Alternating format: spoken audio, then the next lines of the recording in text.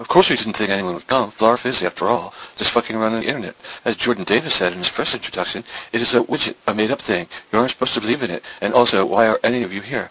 They came, some strangers, to see our reunion, and there was a movie. Abigail Child turned Bollywood images into vaginas. It was hypnotic, and I was overcome with a dread after, a sort of, oh shit, everything will look terrifyingly bad after this, which was so good. But then Brandon Downing had a movie. It changed everything. It had many terrific parts, but inserted into the movie of terrific parts was a very, very slow-motion cat-chow commercial, which forever changed everything. My relationship to capital. Now all commercials look exactly like very speeded-up Brandon Downing films.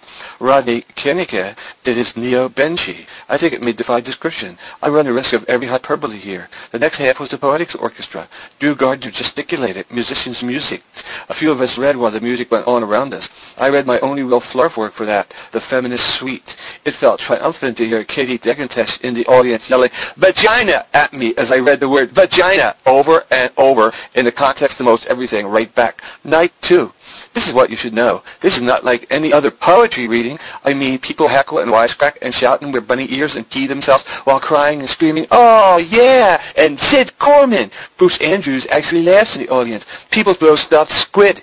Gary Sullivan smashes a bag of smoky barbecue Doritos against his nutsack, N-U-T-S-A-C. Sharon Mesmer rages against diabetic bitches. Mike McGee wears a tux and manifests in favor of mainstream poetry. Nada Gordon sings and rides. Mitch Highfield fits his way through minutes, a pillar of awesomeness holding up the middle of the entire show. There is no weakness in the readings. To not name everyone and describe everything is a crime, like indecent exposure or securities fraud. Stan Epps holds up Elmo and murders him with Karl Marx. Katie reads my favorite poems from Anger Scale. KSM, Casey Silverman is over the top. Mel Nichols has a duck in some appliances. Rod Smith and Amp Rodney and Jim Burley and Jim Peterson and Drew are all there, hyper fluffy, and there are bagpipes, bumpy music, all of us standing on stage after a while. Come Sail Away plays, and Jordan, sweet Jordan, tells everyone to go home and watch TV. T-E-E-D-E-E. I have left almost everything out. I think there might be films of these readings, and you should watch them, for I have left almost everything out. Night 3. I was getting sick by this point and exhausted and felt wrapped in gauze. I sleepily tagged along with Gary and KSM, sore throat and runny nose in the cold rain, ate icky Russian chicken, and then later watched the plays. I feel guilty that getting sick and tired made me so lumpen and undelightful. Someday, New York, I will come back to you and feel like striking up a conversation which consists of more than grunts and sniffs and exhausted half-sentences.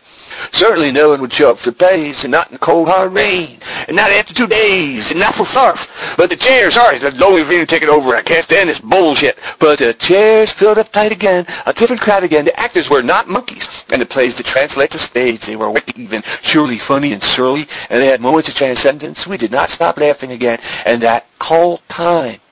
I will leave things out. Nothing deserves to be left out, but I'm still sick and tired and wrapped in mental gauze. KSM's play mostly alternated between characters like John Walker Lynn yelling, "That is so fucking cool," and others moaning, "I am so stupid," amid exceptionally banal, well-speak and Jesus talk and vaguely disturbing political things.